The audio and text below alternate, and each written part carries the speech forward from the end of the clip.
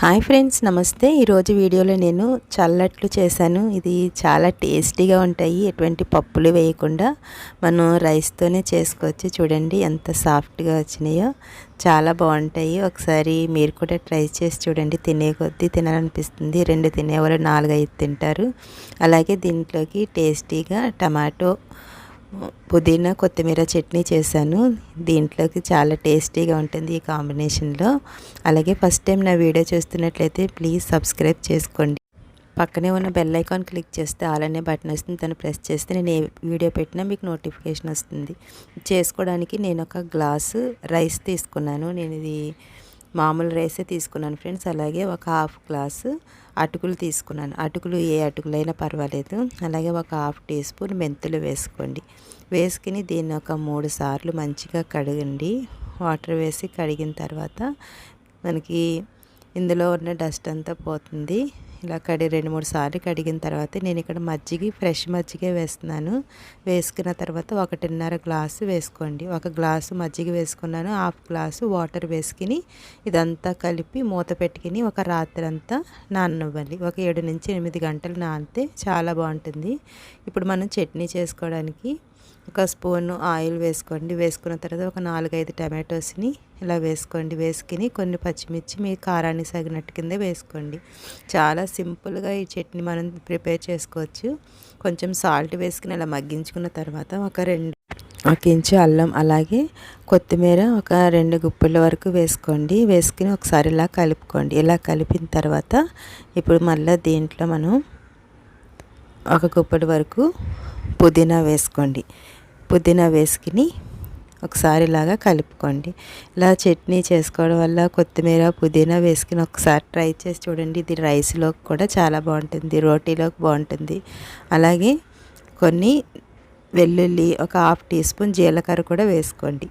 వేసుకుని ఇదంతా వాటర్ పోయే వరకు ఇలా టమాటోస్ని చక్కగా మగ్గించుకోవాలి. చూడండి టమాటోస్ అన్నీ మంచిగా మగ్గినాయి కదా.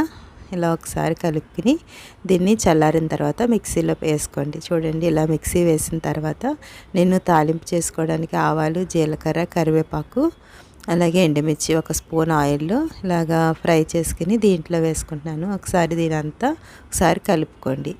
చూడండి ఎంత టేస్టీగా ఉండే చట్నీ. మీరు కూడా ఒకసారి ట్రై చేయండి. ఇది ఒక నైట్ అంతా నానేయి. చూడండి చక్కగా నానేయి కదా. ఇప్పుడు దీన్ని మనం మెత్తగా మిక్సీ పట్టుకోవాలి. అంత పల్చగా కాకుండా, గట్టిగా కాకుండా కొంచెం మీడియంగా మిక్సీ పట్టుకోండి ఫ్రెండ్స్. చూడండి వాటర్ ఇంకేమీ యాడ్ చేయదు. ఈ వాటర్ వేసుకుని మీరు ఇలాగా మిక్సీ పట్టుకోవాలి. చూడండి ఇలాగ ఉండాలి, సరిపోతుంది. ఈ కన్సిస్టెన్సీ అయితే సరిపోతుంది. ఉన్న మొత్తం రైస్ అంతటిని నేను ఇలాగా మెత్తని పేస్ట్ లాగా మిక్సీ పట్టాను. ఒకసారి ఇదంతా కలిసేటట్టు కింద ఇలాగా కలుపుకోండి. చూడండి ఈ కన్సిస్టెన్సీ ఉంటే సరిపోతుంది. ఇప్పుడు దీంట్లో సాల్ట్ వేసుకోండి. మనం ఇందులో ఎటువంటి సోడా కానీ ఈనో కానీ యాడ్ చేయ అవసరం లేదు. ఎందుకంటే మనం రాత్రంతా మజ్జిగలోనే నానబెట్టాం కదా, మజ్జిగ పుల్లగా అవుతుంది. ఇప్పుడు దీన్ని పక్కన పెట్టుకుని ఒక ఆయిల్ని కొంచెం వేసుకుని ఇలాగా టిష్యూ పేపర్తో ఇలా స్ప్రెడ్ చేయండి. చేసిన తర్వాత ఒక 2 గట్లు ఈ పిండి వేసుకోండి. వేసుకుని కొంచెం గట్టితోటి ఇలా అనండి, సరిపోతుంది. బాగా పల్చగా అయితే కాకుండా ఇలా వేసుకుంటేనే బాగుంటుంది. ఒకవేళ మీకు నచ్చినట్లయితే పైన ఆనియన్స్ కూడా వేసుకోవచ్చు. చాలా టేస్టీగా ఉంటుంది. చూసారా, పైన అంతా మీరు టర్న్ చేసుకోకపోయినా పర్వాలేదు. చూడండి ఒకసారి దీన్ని టర్న్ చేసి కూడా చూపిస్తాను. చూసారా మంచిగా ఫ్రై అయింది కదా. ఇప్పుడు దీన్ని ఒకసారి ఇలాగా టర్న్ చేయండి. చూసారు కదా ఫ్రెండ్స్, చాలా సింపుల్గా చేసుకోవచ్చు. ఎప్పుడైనా ఇంట్లో మినప్పప్పు లేనప్పుడు ఒకసారి మనం ఇలా కూడా ట్రై చేసి చూడండి. చాలా బాగుంటాయి కూడా. చూసారా బబుల్స్ ఎలా వస్తున్నాయో. ఇలాగా ట్రై చేయొచ్చు. మీకు నా వీడియో నచ్చినట్లయితే ప్లీజ్ లైక్ చేయడం మాత్రం మర్చిపోద్దు. Okay friends, thanks for watching.